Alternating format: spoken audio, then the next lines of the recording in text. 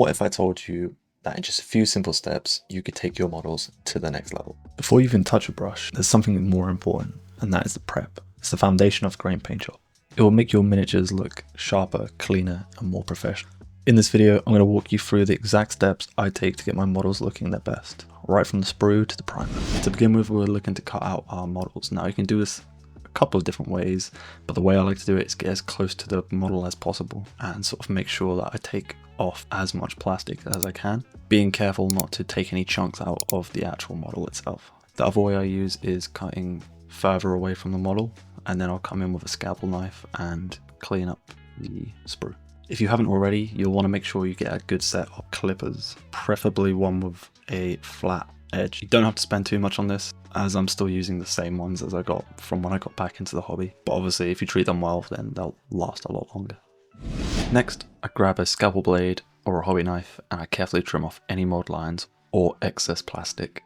GW have their own mold line remover, which I began with as I got it in the pack and I used it quite a lot, but I did find that I would take little chunks out of the models when I was scraping and cleaning them. So I made a switch to a hobby knife and the results have gotten 10 times better. When using a hobby knife, I cut towards myself as I find I have the most control, and I like to cut slow and steady. I feel like the prep work for painting miniatures is often overlooked and very underrated. All these little small things make a huge difference in the ending result. The other part to cleaning mold lines, for places where it's hard to get the scalpel blade or a mold line remover, I get some Tamiya extra thin cement. I just start applying the glue over the mold lines and that will melt them down.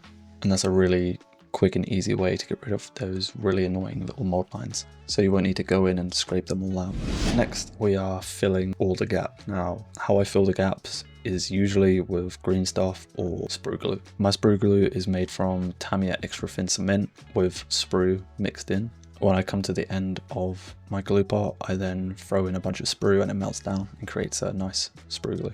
And this is what I use to fill any gaps. Once the gaps are filled, I then sand it down. Now I don't actually have any sanding footage because I don't actually have any fine grit sandpaper at the moment, but you'll want to get some as it will definitely help and even out all the rough edges. I like to use sanding sponges anywhere from say 800 and up.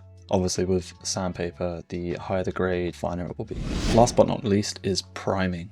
Now, I definitely recommend a decent primer, whether that's using an airbrush or it's using rattle cans. Rattle cans are definitely the most efficient. However, I use an airbrush just because of my location and my current situation.